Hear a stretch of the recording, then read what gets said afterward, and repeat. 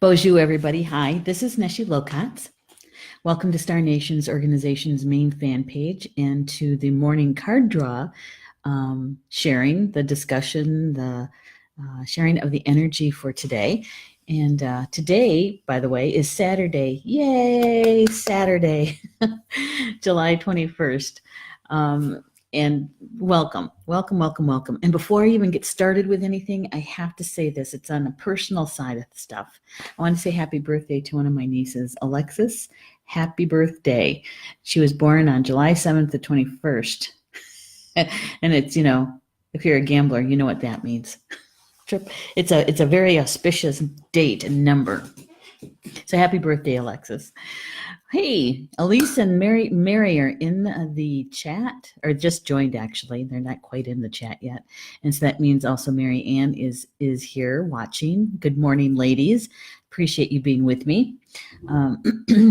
We have a really pretty sunny morning here in Tomah, Wisconsin. I live about an hour east of the Mississippi in northwestern Wisconsin. And it was a little cool yesterday. Our low when I got up was 59, and our high was only like 70. It's like, oh, it's like a 20 degree difference. This morning it's a little bit better. It's not quite as crisp this morning, but we have sunshine. It's beautiful. Hey, thank you, Elise. I did something a little different with my hair. I didn't want to do my hair this morning, so I just kind of pushed it back. Yeah, and it's good. And I got one of my favorite earrings on. This is a pair of earrings that one of my sisters made for me, Sharon. Sharon is also one of our contributing writers, and she helps me with the editing of the magazine articles and also of the books. And so, yeah, and she's a busy lady, that Sharon is. She's got a brand new grandson, and so she's a busy lady. Yeah. Hello, Mary. Welcome. I hope it's that way in September. Me too. The weather, me too. I think I'll be fine. And, that time of the year, we should be probably very close to the full color here, because we're a little bit further north. Our color for fall begins sometime middle of September and usually is done by the middle of October. Yeah, something like that. Good morning, Mary. And Connie. Connie's here. Yay, Connie. Connie is one of our elders here at Star Nations, and she is a sweetheart. I produce her show on the last Thursday of every month. Last Thursday of every month. And her show is on in the morning. I believe it's 9:30 Central and 10:30 Eastern, and Spiritual Mysteries of Life. Yeah. And you know what I love about Connie's show is when she starts to do that connection with spirit, and some would call it channeling. Me, that's that divine guidance stuff, and I love it. I love being able to be with our elders and sit and listen, because I learn so much from them, and I appreciate it. And I've got one of those living with me, that 99-year-old. She's doing much better this morning, Elise. It was a change in the weather. She got up rather early this morning. Well, she gets up early every morning. But this morning was even earlier. I think she said she was up at 5:30. And I used to get up at like 5:55 is what I chose. And I did that for like 5 years. And this year I changed it to 6:20. And because Mom was sleeping in a little bit in the mornings, and then here I'd be up for like 45 minutes to an hour sometimes waiting. I said, heck, I'm going to get some more sleep if I can. And so, but she was up early, and she is feeling much better this morning. Yeah, she's always in pain, but when I asked her, she goes, "Oh, this morning is so much easier." 7 let's see, it was 7 yesterday on the pain Richter scale, that 1 to 10, and she says it's about a 4 this morning, which is good for her. Yeah, Mary sent me a heart, and Stephanie joined us. Hello, Stephanie. I as you guys know, I am always busy with Star Nation stuff, and I'm getting a little bit behind on my messages. People sending me email and messenger messages and that kind of thing. I was trying to get caught up just a little bit this morning, and I read something that really I wish we could actually be together in person and do some of these conversations, because I think the topic that was brought to me actually a few days ago. I just had a chance to sit down and read it this morning.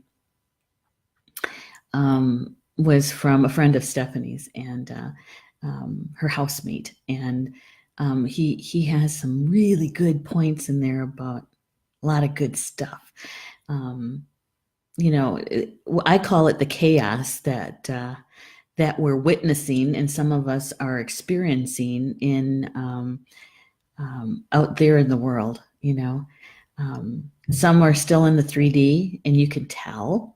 And there's others who are spending more time in 4D, but kind of vacillating between 3D and 4.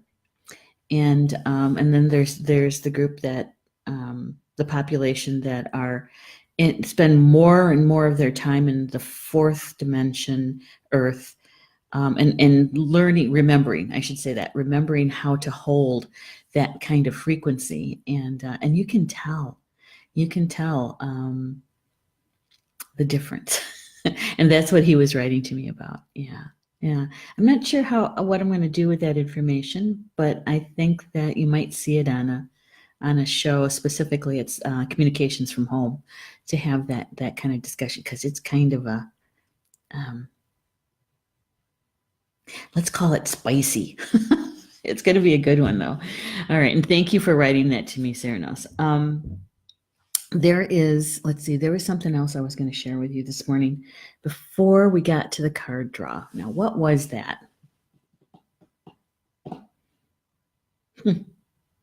We'll call that a menopausal moment, because I don't remember. And it was, well, maybe it'll come back to me as we go along, as we move along.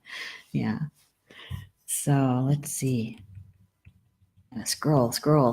I'm missing some stuff. Elise says, don't tell you about one of my middle grandsons. Has a full academic scholarship at University of Michigan.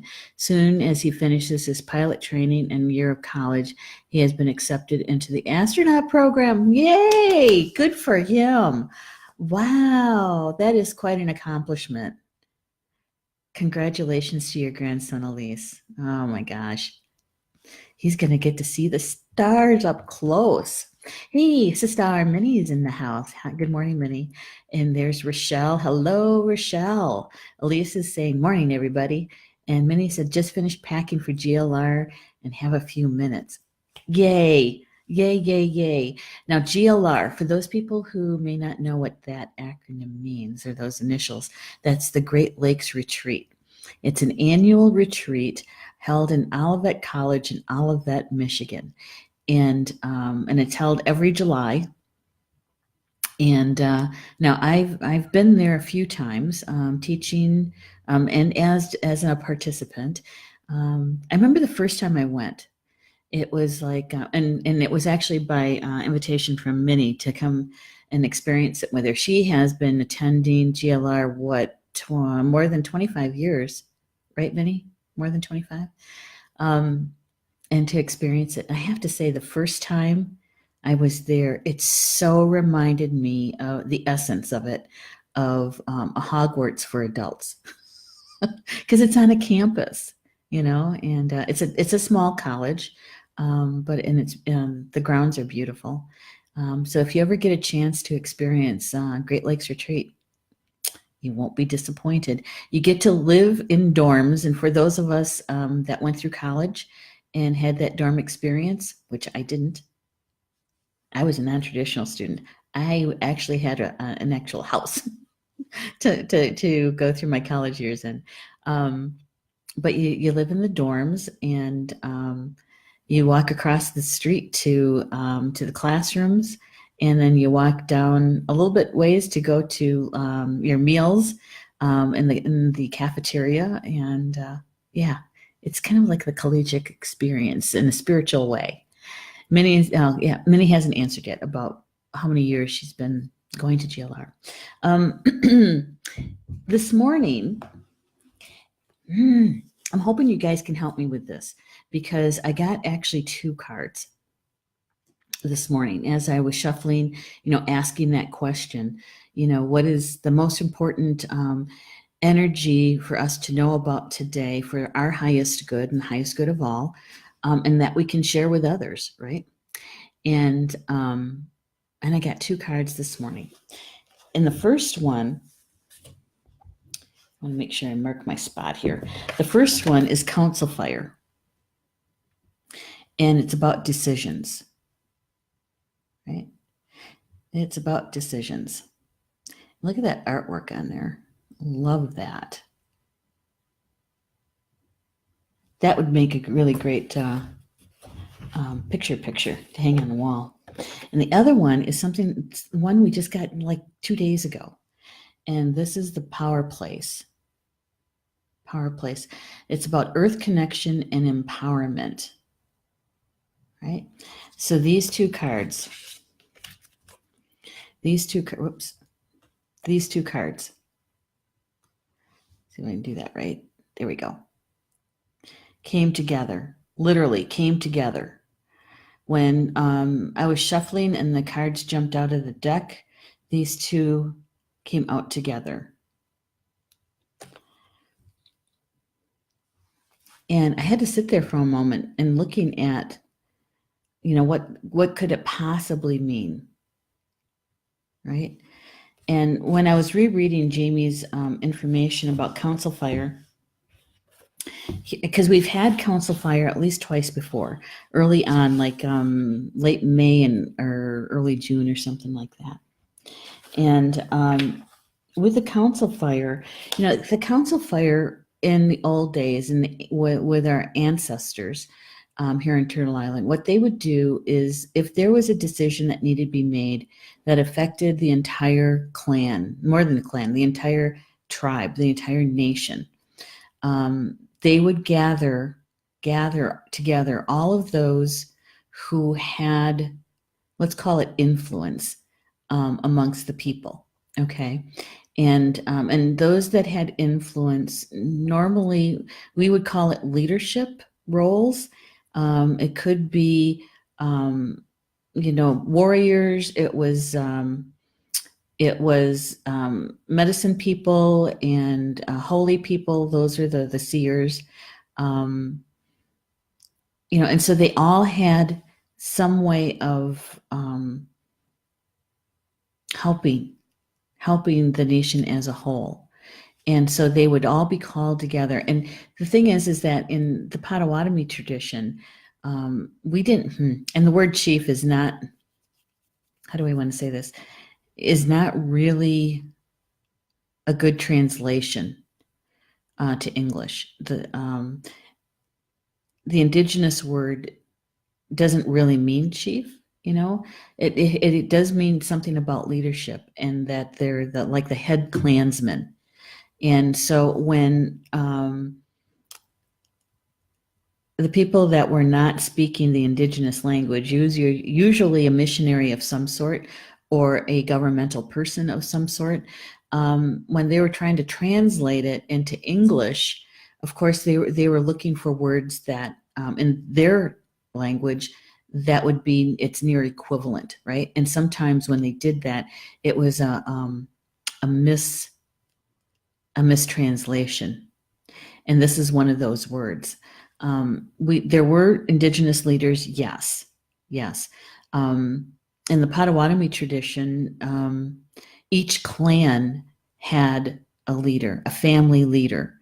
And many times it was a man and most times it was also a woman. And so there was 2, because the women had their own societies. And so did the men. And so out of the family, there would be those elders and also the people the male and the female who had the most influence and the most experience sometimes for the good of the all, and not so much the good of just the few, if that makes any sense. Okay. So those people were invited to the larger council, and they would sit and listen to each other about the decision that needs to be made affecting the entire nation. And this is where the talking stick would come in. This is where the decision feather would come in, and this would be those some of those cards that we've already discussed and shared about would occur in the council fire, because there would be many people, many people. And so they would listen to each other and sometimes have definitely different ideas, different opinions, but everybody was heard, was listened to. And everything was discussed before a decision was made. And the decision was not made by one person. It was a agreement or disagreement by each one of those leaders. And so the majority would win, basically, if there was a winning and losing, if you want to put it that way, right? But the decision was based on the majority. And once the decision was made, it was carried out throughout the entire nation. And those in disagreement or didn't adhere to the new rule or the new change, they would be, they would be talked to about it, and they would be asked about what they didn't like about it and that sort of thing. But they were also expected to follow it. And if they didn't want to follow it, that was okay, but that would mean that they would have to leave. And so a lot of people, what they would do is express their dislike about the decision, but they would make the adjustment, or they would leave, right? So in the council fire, the coming together for the greater good. And this is where, who was it? Benjamin Franklin and Thomas Jefferson. They actually experienced the clan mothers of the Six Nations of the Iroquois Nation, okay? The Iroquois Confederacy, the Haudenosaunee. These two men experienced a council fire by the clan grandmothers. And this is where they got the idea, the feeling, the essence of the Constitution for the United States, okay?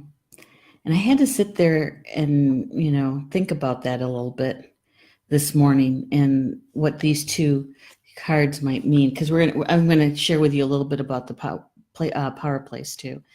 But the coming together to make decisions that affect everyone and not just a few, right?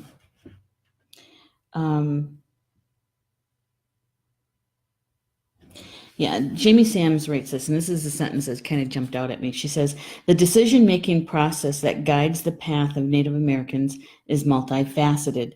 The desired outcome is always to keep the peace. When someone calls a council, that person must have the courage to accept the decision of the council with grace. Honor is found in the willingness to change. This act of courage, which is the willingness to right a wrong, always allows everyone to see how the offender at once again can begin walking the sacred path. So what they were talking about there was when somebody disagreed with the decision that was made, that they gave the person a chance to change and to make the adjustment and to be able, and what they call the sacred path is, part of that is about peace, right? She says that when the good of the whole is placed before the good of the few, all are assured of a future filled with abundance. The teaching stresses that until the people are doing well, in truth, None of the people do well. When we then respect the value of the individual and acknowledge the need to nurture the self first so that the talents each individual brings into the world can feed all of the people. I love that sentence. The need to nurture the self first so that the talents, and we call them the gifts, right? Each individual brings into the world can feed all of the people. So when I read that, I was thinking about all the things that we've talked about this past month about our gifts and healing our traumas, um, to recognize and to remember that we still have an innocence within us, right?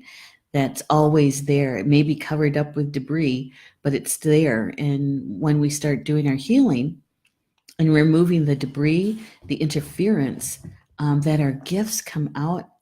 And what she's writing here is that our gifts, when we use them, we're actually feeding the people, and we're not. And I suppose it could be the actual feeding of people, but what they're talking about is feeding the spirit of the people, feeding the spirit of the people,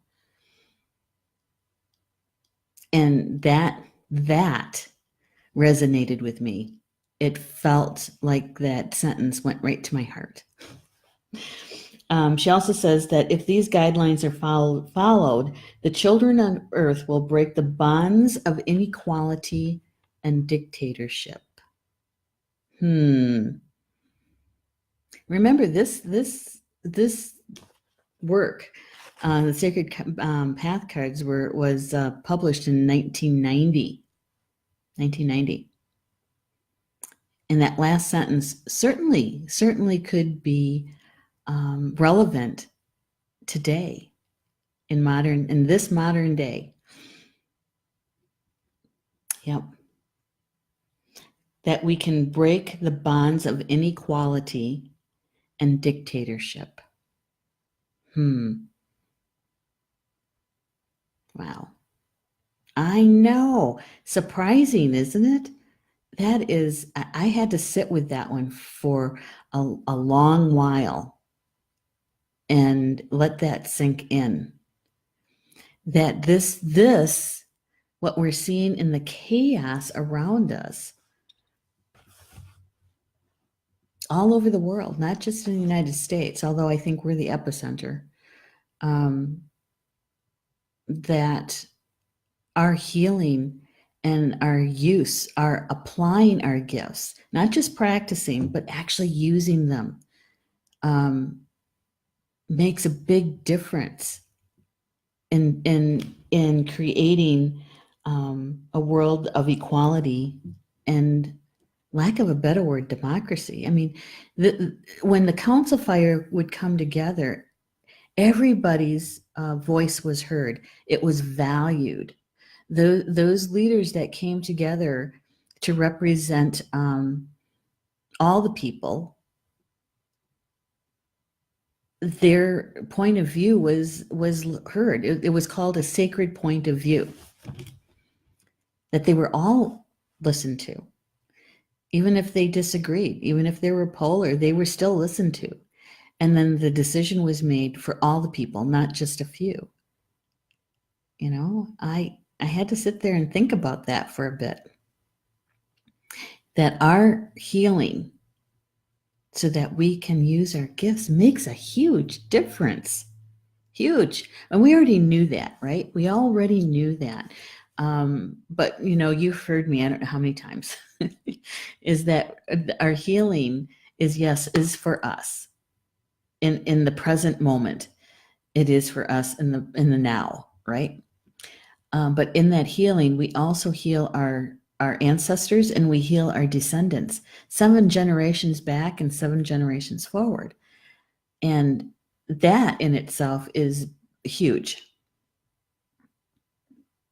But with this information, looking at it again for the council fire this morning, our gifts are also attached to equality and freedom for everybody, for everyone. Oh my God, you know, and let's put that into a little bit of our Star Nations jargon, our Star Nations words. Okay, is that when we're using our gifts and we're grounding our manifestations to the earth plane, and we're mindful, we're intentional of grounding it to the fourth dimension earth plane, we're actually helping not just ourselves, but other people to be able to resonate with the frequency of the fourth dimension, and um, and to help them to also to remember what it's like to hold the frequency in their body for the fourth dimension. How? Well, we're role modeling it for one. And I think the second one is that it's just by our own frequency, that when we heal and remove those debris and interference, um, we're vibrating. We're at or near our original song, our original vibration, our original frequency. And so, how can we not affect the world around us? You know what that gives me? It gives me hope. I live with somebody who listens to the corporate media every day. And because I monitor mom's in case she needs me, right?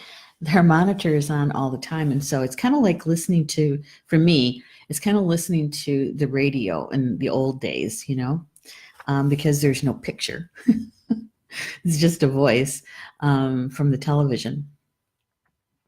And I have to admit, I do turn it down quite often, especially when there's certain things on that I really don't want to listen to.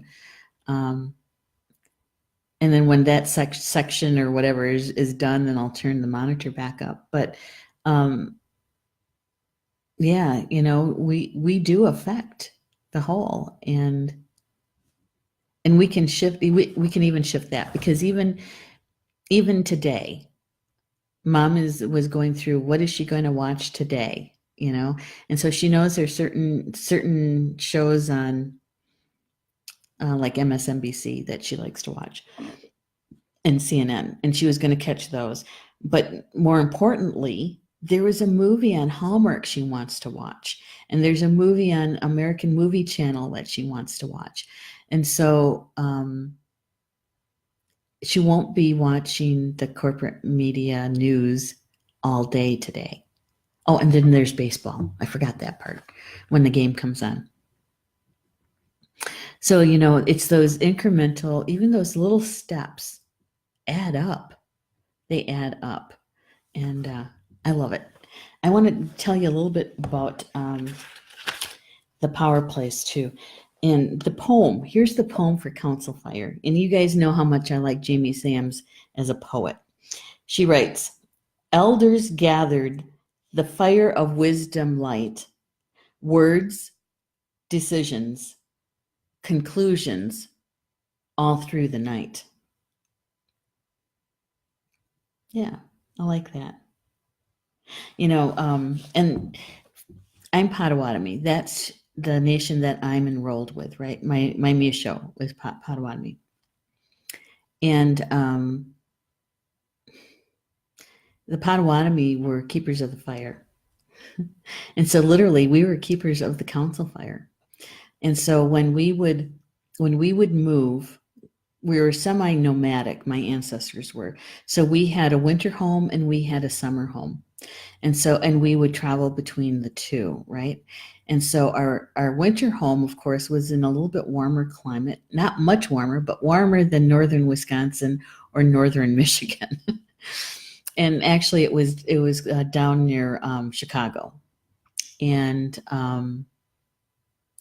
so in the winter, in the summer we would go down. No, in the winter we would go south.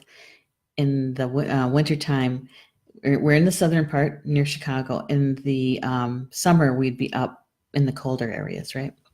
So every time we moved, of course, the fires would have to be put out, but there were certain people who would tend to the fire and keep the embers burning, so that when we went to our next place, the main fire was lit, and the council fire would use some of the coals, some of the fires from that main fire, and the storytellers say that that main fire, is still alive today, and the main keeper of that fire, of all places, are in Mexico. Because some of the Potawatomi, when we were dispersed, we were in that forced to leave our homes, and went to the west across the Mississippi. Some of the people hid out in Wisconsin. Some of the people hid out in Iowa, because we had to go to Iowa for a while. And then when we got to Kansas, there were some people who actually they tried living on the reservation, couldn't tolerate it. And what they did, it was when they left, but they went south. They didn't go north, they went south. And they did take part of the council fire, or part of the main fire, with them. And so there is a clan of the Potawatomi in Mexico, So a lot of people don't know that. Now you guys do. Now the power place. Now we just had this the other day, and we were talking about sacred sites, right? About our connection to grandmother. And as I reread the information, here's a couple of things that jumped out at me. Wherever we two-leggeds have come into unity with our mother, meaning grandmother, Earth, a ceremonial power place has been created. No matter where that is, as long as our intention is to make our connection to her and have ceremony there. And I know that there were a few people who watched that show, that live stream that morning that we talked about this, did hold ceremony, their own ceremony. And if I remember right, Rochelle, you were sharing with me that you were down at the river, right? Yeah. And so when I read that,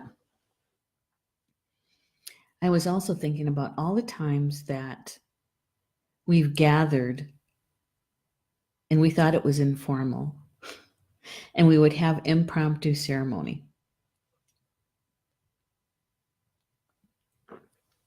Literally, just sitting around talking, and somebody mentions, a situation, and it's like, well, let's pray about that. Let's have a ceremony about that. And somebody would go get a candle, and the people would be pulling out their sacred tools, that they carry with them, like maybe a stone or something like that. And we'd get in a circle, sometimes hold hands, and somebody would say a prayer, right? Our intention wasn't originally to do a ceremony like that, but we know that it would be helpful. And one of them kind of popped into my memory. I was in Michigan, and we were at, I think, the second Spirit Duelist class retreat weekend. And Carl and Orchun were with us that Sunday afternoon. And the class was done, and we were sitting outside, bunch of us, talking, sharing stuff. And Orchun was sharing about her immigration, her flight from Eastern Germany to the West during World War II as a child, a very small child, and that she remembered about the children that were in these orphanages and in hospitals, and that kind of makeshift hospitals, and that she remembers that, and having to spend some time in one of those makeshift clinics or hospitals. And she was remembering the children, right? And you could tell how it affected her. And so we did an impromptu ceremony for those children. And so we held hands, and Ortrun led the prayer for them. And actually, it was because many of them had already passed, and that was an issue for them, their childhood. And so we were just helping some of them to the light, right? Yeah. Had already made their, exit from their physical body, but they hadn't made it to the tunnel for the light, to go to the light. So we were helping with that. And so that's what I mean. That was not our intention when we sat down, but the conversation led to that. And so we followed spirit. And so in that moment, the place that we were at became a power place.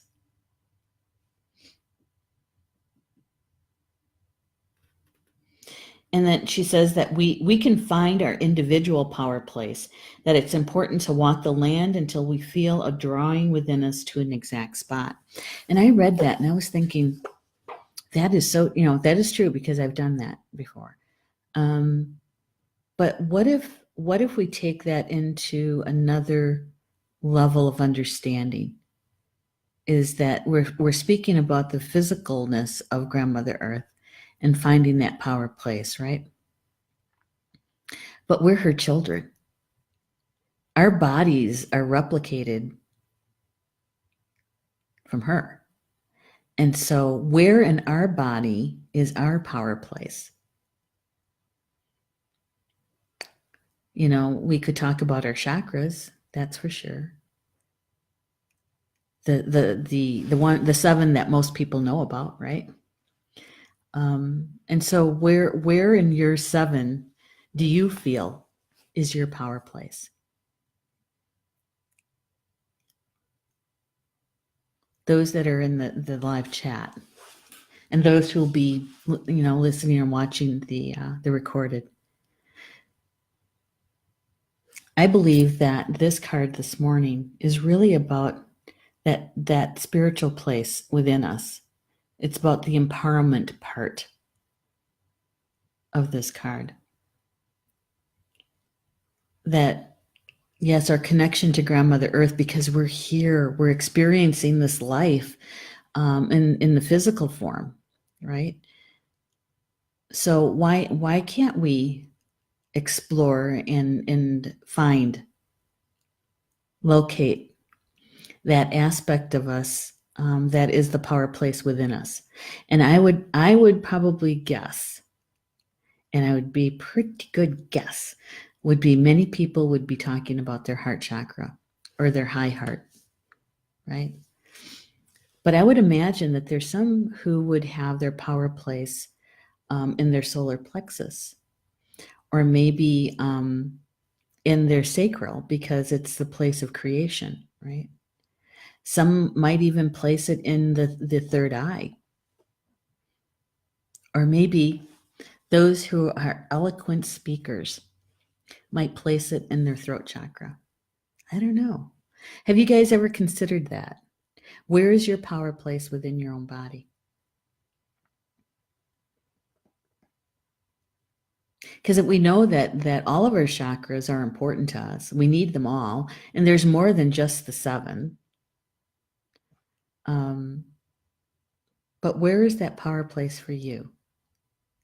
Because I do believe that when we locate that place of power within us, it helps us when we're doing this piece, the council fire, when we're part of decision-making processes within our own smaller communities, but more importantly,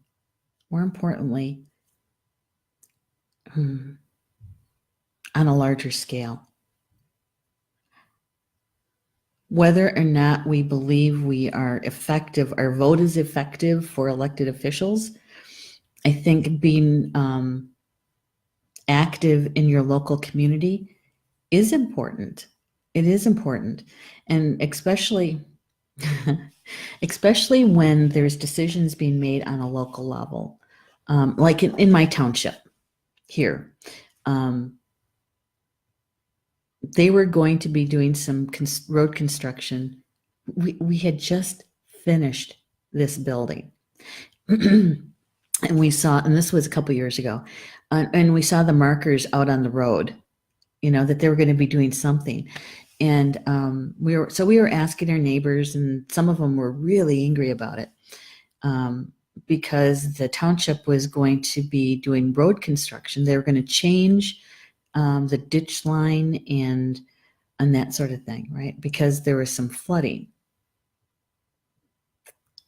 Honestly, I'd never seen any flooding. We've been here for 12 years, but that's what they were talking about. And actually, I think I take that back.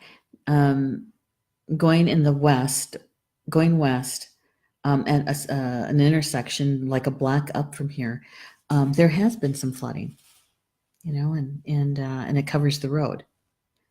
All right, so that they're going to try to fix that. Well, Paul went to the township meeting because he had questions, because it was going to change some things around where this new building is at.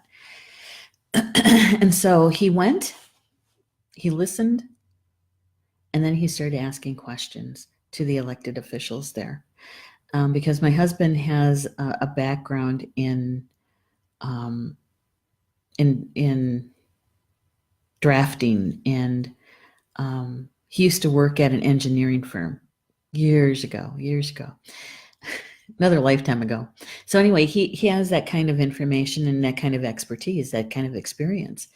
But he also has, one of his gifts is to speak with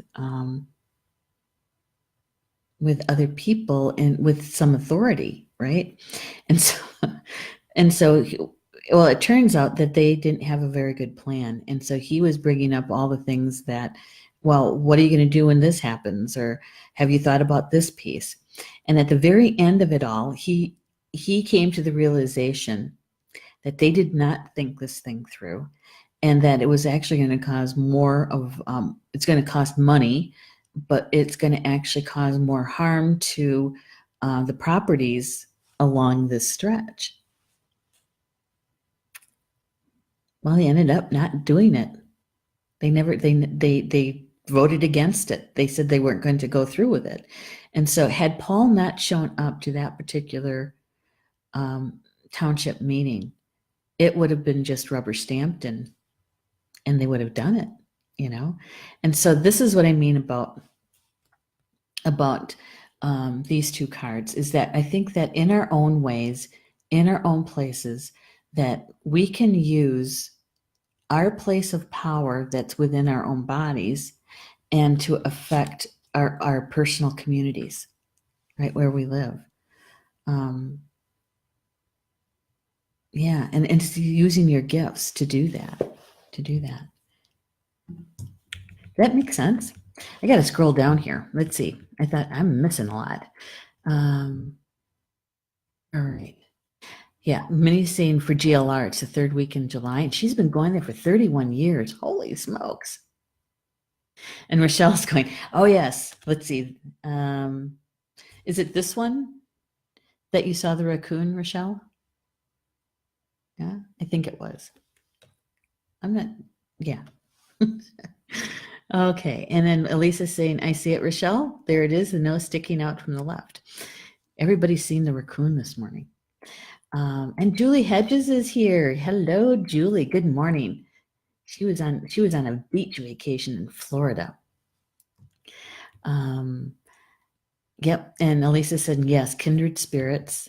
Rochelle, right now I feel like I'm like a baby in my walk with spirit. And that's perfectly fine, because you're innocent.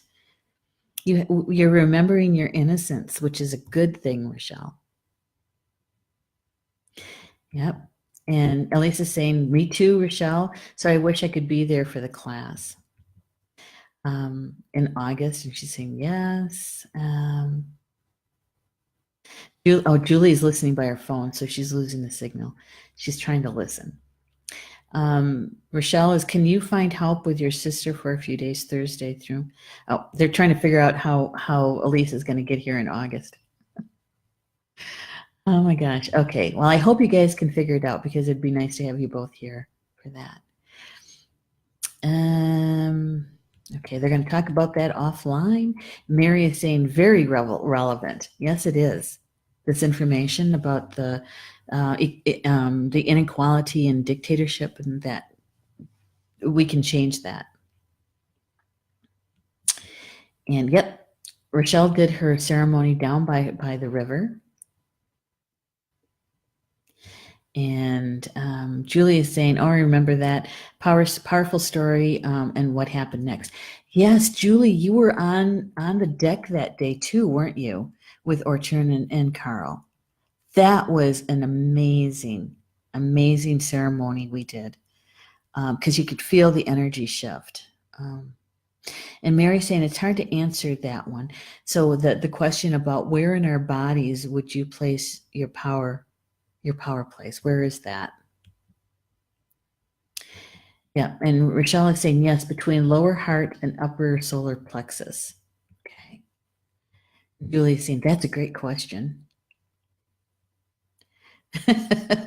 Rochelle is saying all the cards have the raccoon on them. Well, that's good. If you're seeing a raccoon, you should look up to see what is the medicine of raccoon for you. Yeah. All right. So for the power place, the other thing is that I wanted to remind us is that there's a word in here that she uses, and that is the catalyzers, that we're catalyzers, that we initiate. It's about that creation energy, that manifestation energy, that we can use our gifts to change the energy, the frequency around us, within us, actually, which goes to the council fire, I think. She says that you are seeking a way to become a catalyzer of certain life events if you have chosen the power place card. Being the catalyzer in any situation means you're commanding your talents to affect some kind of result. Find a personal power place and call upon the four elements through prayer and gratitude. Then you can command your talents for good and affect the empowerment of manifestation. You can make it happen by using your creativity and receiving the energy needed from Grandmother Earth. Remember that you are a catalyzer and are totally responsible for your personal empowerment. And I think that's how these two go together today. That we can affect the environment around us. And as we're talking about that third dimension stuff and the fourth, and you can see the chaos, right? Even if you weren't a spiritual person, you could still see the chaos. That it's not about peace and harmony. That's not what a lot of people are experiencing. And so I asked, which animal relative could help us understand the essence of the power place and the council fire cards, and with more clarity and with and deeper, right? And this is who showed up to help us: Dolphin. And according to Jamie Sams, Dolphin energy represents Manna, or the sacred breath.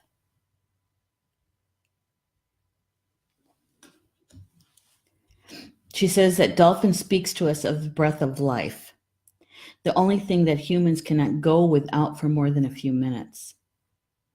That oxygen is our source of our sustenance. Within the breath, we encounter the rhythm of energy that all life emits.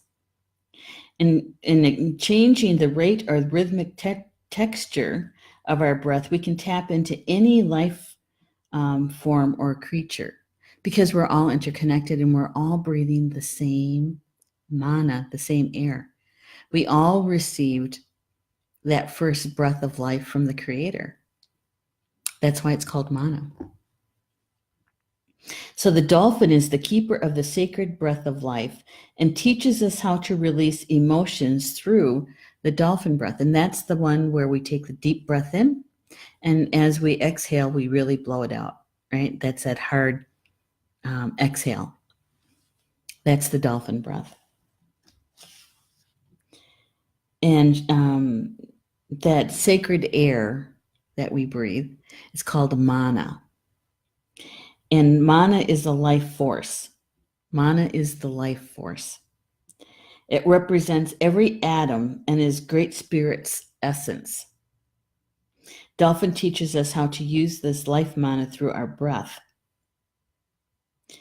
It revitalizes each cell and each organ and breaks the limits and dimensions of the physical reality so that we may enter the dream time. And for me, that's soul traveling. And that is how my Misho used to do the soul traveling. He didn't use a drum. He used his breath. And many of us, because we've been doing this for a long time, we can, in a few breaths, be able to get to that in-between place, right? That the drumming helps. Don't get me wrong. Shamanic drumming helps. It helps you to get there. But you can do it with just your breath. And so Dolphin brings that to us. And the other thing about Dolphin is that they communicate, right? They actually received from Spirit, from the Creator, a way to be able to communicate, and they communicate through their sonar. And so they communicate telepathically. And so Dolphin can really help us understand that council fire and that power place within us. They're the communicator. And they can help us to connect with our spiritual team, for our spiritual team to help us. We can ask for help from them. Yeah. So I got to take a quick look at the messages here because they're really rolling in. All right. So Mary said, yes, indeed. Rochelle said, that's one of the reasons I love my river. It's so peaceful. Yep. And Rochelle's a water sign. Julie is saying, manna from heaven in the Jewish tradition is the breath of life. Makes me think differently about the biblical story. Yeah, it does, doesn't it? And Connie says, in my meditation yesterday, an Indian dark horse came through, sitting around campfire, another Indian named Eagle Man. It was a real experience. Oh, I bet it was. I bet it was. And then we get the camp or the council fire card today. I wonder what that all means together. Certainly there is a message there. That council fire.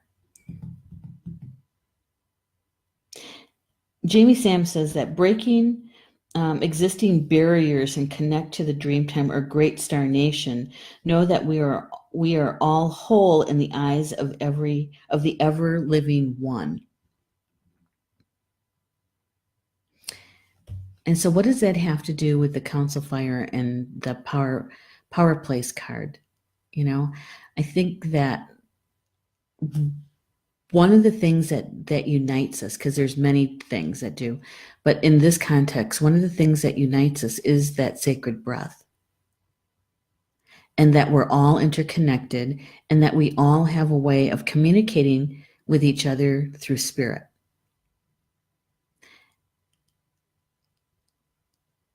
Okay, and so that when we locate that power place within us, we're also connecting to others that have the same power place, right? I wonder if that's what they mean about when we come, because like energy attracts like energy, right?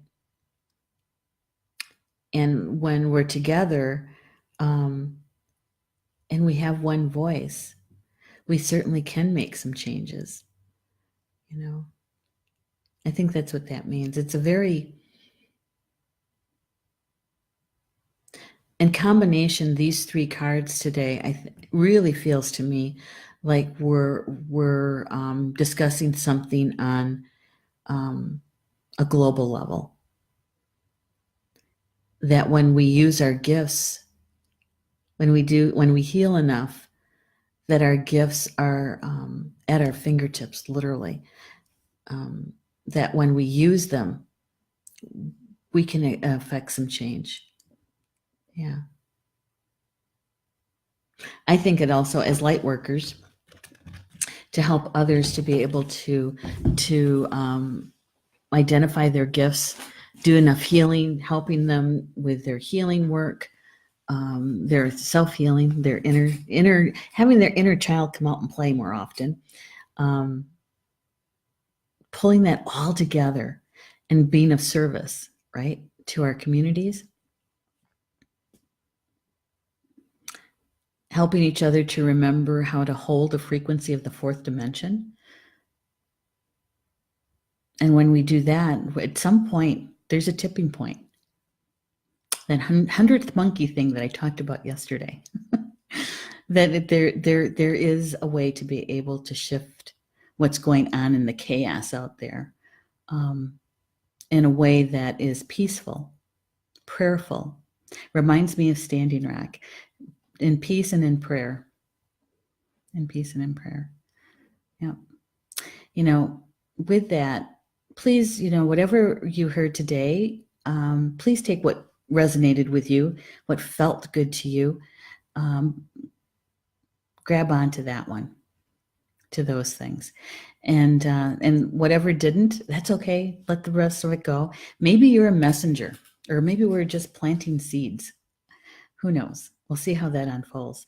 For each one of us today, as your day moves along, see how your day unfolds, how the energy runs through it to you, and see how the Council Fire card, the Power Place card, and the Dolphin, how that Dolphin can help us understand.